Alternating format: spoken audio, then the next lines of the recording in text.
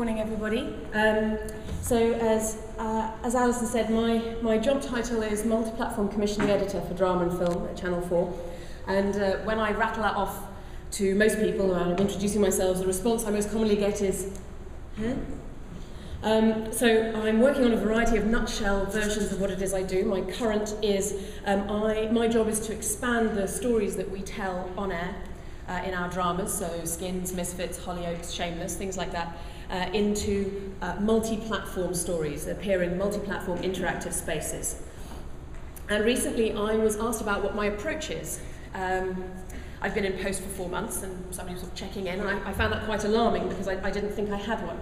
So I thought I'd better have one, get one. So I've done a bit of thinking, and what I'm going to talk through today, very quickly, and hopefully we've got enough time, is a couple of sort of loosely thought out thoughts about my approach, and then some examples towards the end of what we've done at the channel. So hopefully there's something in there for everybody. So yeah, let's just start. Okay. The first thing I wanted to say is, the point I want to labour is how important stories are. Stories are absolutely fundamental to how we think about ourselves. We create our culture through the stories we tell ourselves about ourselves, the stories we tell each other about who we are. We create our identities that way. We create our identities as groups in terms of the stories we tell ourselves within our group, the stories we tell ourselves as societies, as nations. Stories create our culture. We are hardwired to find the patterns in our lives and create narratives out of them. They are really, really important. I just wanted to make sure that everybody got that.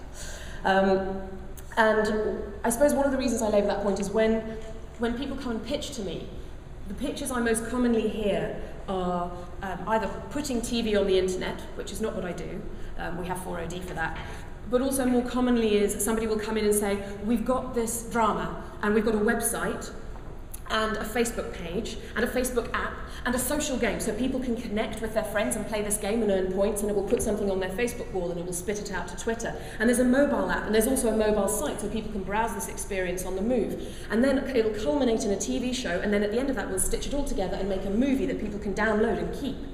And I think, wow, that's amazing. What's the story? Because if you haven't got a story, why? Why would I do it? And what I'm being pitched there is the platform. And the platform is not the story. And the plot is not the story either. So it's quite important to work out what the story is. The story is who and how and why and how it makes you feel and what meaning it has for you. So we always come back to this as human beings. Whatever platform, whatever digital magic we are engaged in, it still always comes back to how it makes you feel and what meaning it has for you. So a quick rule of thumb that I actually stole from a TV producer whose talk I saw years ago, and I can't remember her name, so I can't even give her an attribution, sorry. The way to distinguish between plot and story is the queen dies and then the king dies. That's a plot. The queen dies and the king dies of a broken heart. That's the story. So what I'm trying to do as Multi-Platform Commissioner is find ways of getting that feeling, getting that good feeling across. The other thing to think about around stories are that they are inherently social.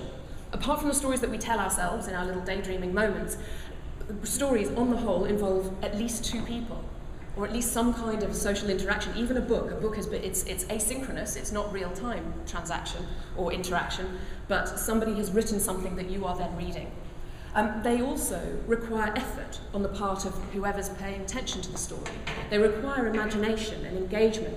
We do an awful lot of work in here when we're listening to a story, when we're watching a story. We're empathizing, we're making connections, we're working out what's going to happen next.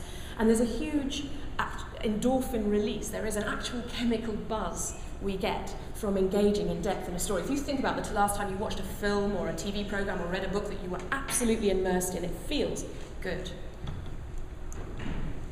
And we love being in an audience of more than one. Coming back to something I said at the start about stories being about how we create our culture, we don't do that alone. There is an enormous amount of good feeling about watching something together with other people, or reading something together with other people, with sharing. And I don't need to tell a room full of intelligent people how important friends and social groups are.